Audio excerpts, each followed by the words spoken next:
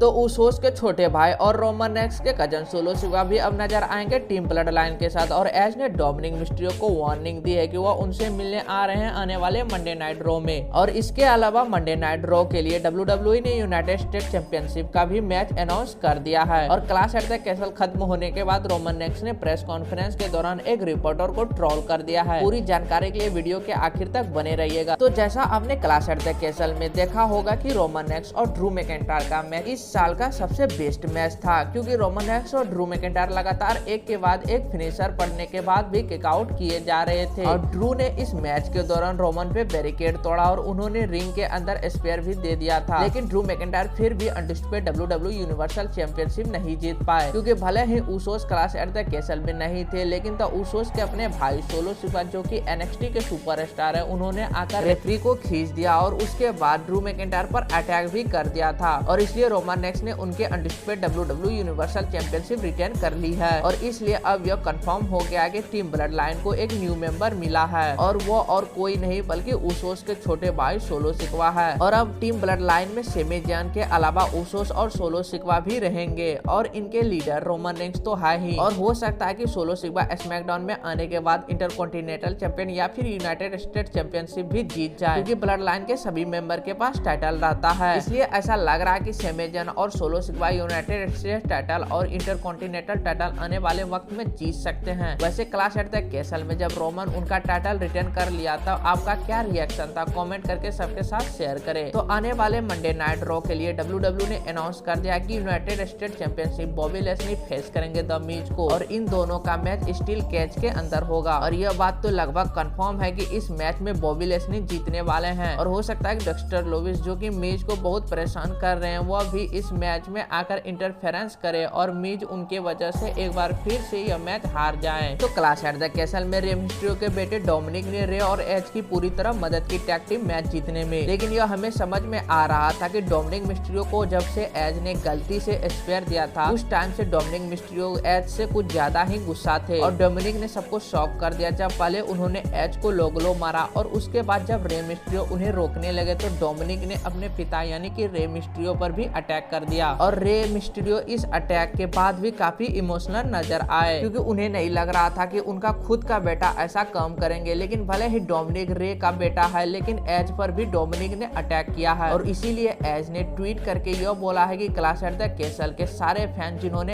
As को support दिखाया, उन सबको थैंक यू। और एज खुश है कि उन्होंने भी रे मिस्टीरियो को लुचेडोर बनकर रिस्पेक्ट दी है। लेकिन लास्ट में एज ने यह बोला है कि मैं मंडे को आ रहा हूँ डोमिनिक मिस्टीरियो से मिलने, और हो सकता है डोमिनिक मिस्टीरियो और एज का मैच फिक्स हो जाए एक्सट्रीम रूल 2022 में। वैसे क्या आप लोग डोमिनिक मिस्टीरियो के हिल टर्न से सरप्राइज हो या नहीं, कमेंट करके बताएं। तो क्लैश एट द कैसल के बाद WWE ने पूरा एक प्रेस कॉन्फ्रेंस रखा था, जहां पे रिपोर्टर WWE सुपरस्टार से बहुत सारे सवाल पूछते हैं, और एक रिपोर्टर ने एक लंबा चौड़ा सवाल पूछा रोमन रेंस से, और रोमन रेंस के जस्ट बगल में ट्रिपल एच भी बैठे थे। तो रोमन रेंस ने वो सवाल के बारे में बहुत देर सोचा, और रोमन ने रिपोर्टर को सिर्फ इतना बोला कि एक्नॉलेज मी, और रोमन उठकर चले गए। और यह देखकर रिपोर्टर भी हंसने लगे और उस रिपोर्टर का मजाक उड़ाने लगे जिन्होंने इतना लंबा चौड़ा सवाल पूछा था रोमन रेंस से। इस सवाल का उस रिपोर्टर को सिर्फ 2 वर्ड का जवाब मिला है, एक्नॉलेज रोमन। तो इस वीडियो में इतना ही, चलिए मिलते हैं नेक्स्ट वीडियो में।